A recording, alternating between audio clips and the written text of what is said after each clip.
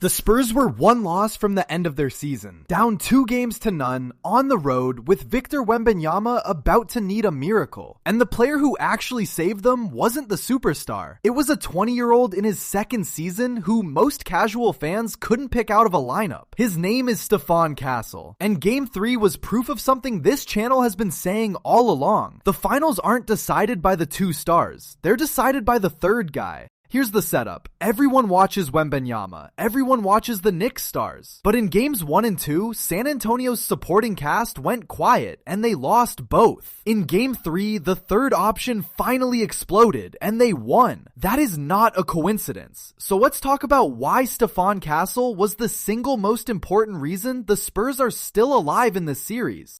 This is Game is Culture. Real quick before we dig in, if you like breakdowns that actually show the math instead of just yelling takes at you, go hit subscribe. It's free and it genuinely helps, so click it. First, who Stephon Castle even is.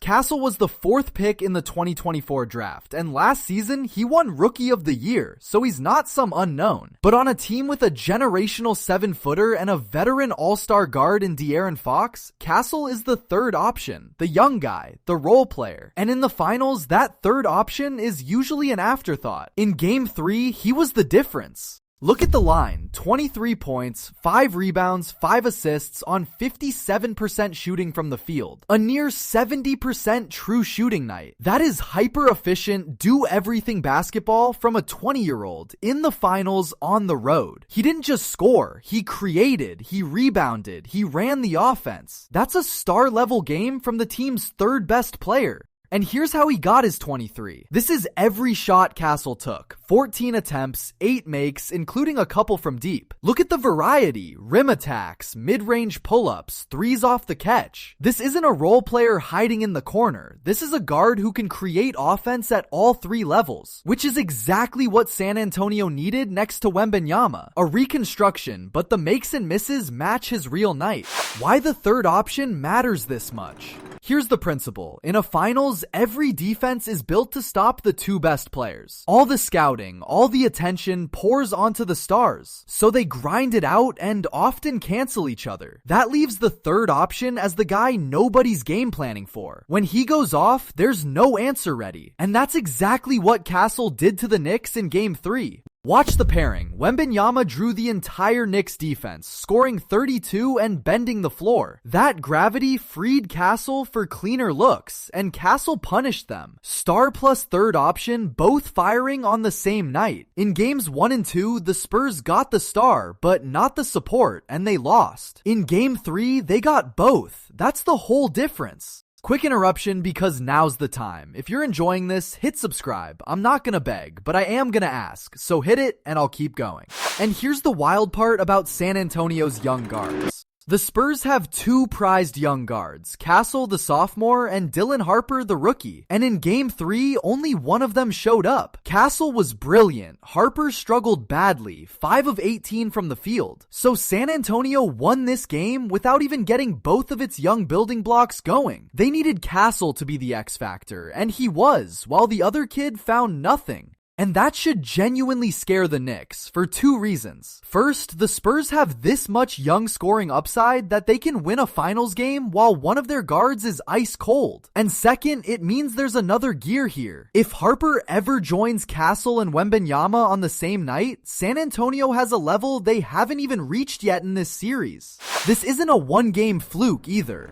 And this lines up with the history of the finals. Over the last 5 championships, the players with the very best plus-minus weren't always the superstars. They were the third options and role players, the guys feasting on the looks the stars create. Aaron Gordon led everyone a couple years ago as Denver's third option. Castle just did a version of the same thing. The third man keeps deciding these. So when you watch Game 4, don't just lock in on Wembanyama and Brunson. Watch the third guys. Watch whether Castle can do it again, and whether the Knicks finally get a third scorer of their own to answer him. Because if this series keeps following the pattern, it won't be the stars who decide it. It'll be the supporting cast on each side.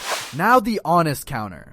Let's be fair, Castle's huge night doesn't happen without Wembanyama. The star is the one drawing the defense and creating the space. So this isn't me saying the third option is better than the superstar. He clearly isn't. Without Wembanyama's gravity, those clean looks for Castle never exist. The star makes the X factor possible. But that's exactly the point. Both teams have stars who pull the defense. Both sets of stars roughly cancel. So the series tips on whose third option turns that gravity into points. In Game 3, San Antonio's did and New York's didn't. The stars get you to the finals. The third man decides which way the games actually go. Castle just proved it again. And it reframes how dangerous the Spurs really are. A team whose third best player is already a rookie of the year who can drop 23 on the road in the finals isn't a team you want to let breathe. The Knicks are still up 2-1, but they just got a very loud reminder that San Antonio's depth of young talent can swing a game on any night. And don't write this off as one hot night from a role player. Castle was the best rookie in the entire league last season. This is a genuine, ascending young star who is only going to get better. So when he drops 23 on 57% in the finals, that's not him punching above his weight. That's him showing the level he's quietly been building toward all along.